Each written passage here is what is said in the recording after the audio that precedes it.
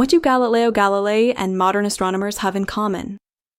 An instrument that decodes the sky, the refractor. But why is this telescope still the favorite tool for observing the sky after centuries? Stay tuned, you'll be surprised. Refractors, also known as refracting telescopes, are the oldest and simplest type of telescope. Refracting telescopes have a long history. Galileo Galilei used a simple refracting telescope to discover Jupiter's moons and lunar craters. Today, refractors are still the first choice for precise observations, especially in planetary science. In the next chapter, we will take a closer look at how a refracting telescope works and why it is so easy to use.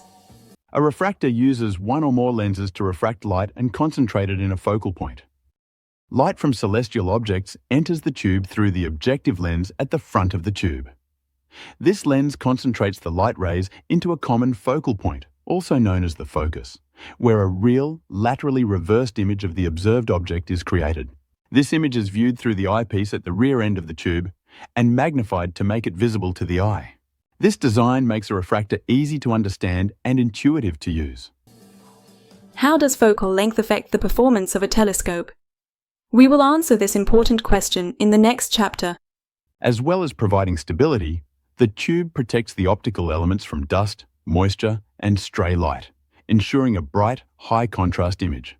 The distance between the objective lens and the focal point, known as the focal length, determines the magnification and field of view of the telescope.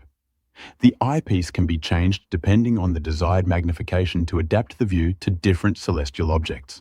A focuser is used for fine adjustment of the image, which precisely adjusts the eyepiece to provide a sharp image. How do you ensure a stable and accurate mount for a telescope? The answer is in the next section. The entire telescope is mounted on a tripod. This sophisticated and robust design makes refractors particularly suitable for beginners and ideal for observing the moon, planets, and binary stars. They offer intuitive operation, maintenance-free optics, and excellent image quality for many astronomical applications. But what about possible image errors? We'll get to that next. Early refractors often had a color error known as chromatic aberration. This occurs because light of different wavelengths is refracted to different degrees as it passes through a lens. Blue light is refracted more than red light, so the colors do not converge at a common focal point. This results in blurred images and color fringing around bright objects, which affects contrast and image quality. However, chromatic aberration can be corrected. Special lens designs have been developed to minimize chromatic aberration. These are known as achromatic and apochromatic lenses. The difference between these designs is explained below. An achromat consists of two lenses, usually of crown and flint glass, which are differently shaped and combined.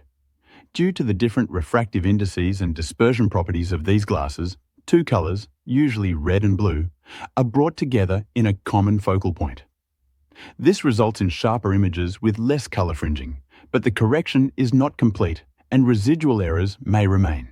Main features of an achromat. An achromat consists of at least two lenses with different types of glass to minimize chromatic aberration. Dual wavelength focusing corrects chromatic aberration by bringing two specific wavelengths of light, usually red and blue, together at a common focal point, reducing color, fringing at high contrast edges, and resulting in sharper images with more detail. Unfortunately, an achromat cannot completely eliminate chromatic aberration. Small residual errors in the form of color fringing may remain visible. This design is a more cost-effective alternative to apochromatic lenses, which offer even better color correction. An apochromat goes one step further and uses a high-quality lens system with 3 or more lenses made of special glass. The chromatic aberration is almost completely corrected by precisely focusing 3 or more wavelengths of light. As a result, at least 3 colors are combined in one focal point, almost completely eliminating chromatic aberration. Apochromatic refractors therefore provide extremely sharp, high contrast, and true color images and are ideal for demanding applications. Key features of an apochromat. By focusing 3 or more wavelengths of light, the highest color correction is achieved, and chromatic aberration is almost perfectly minimized.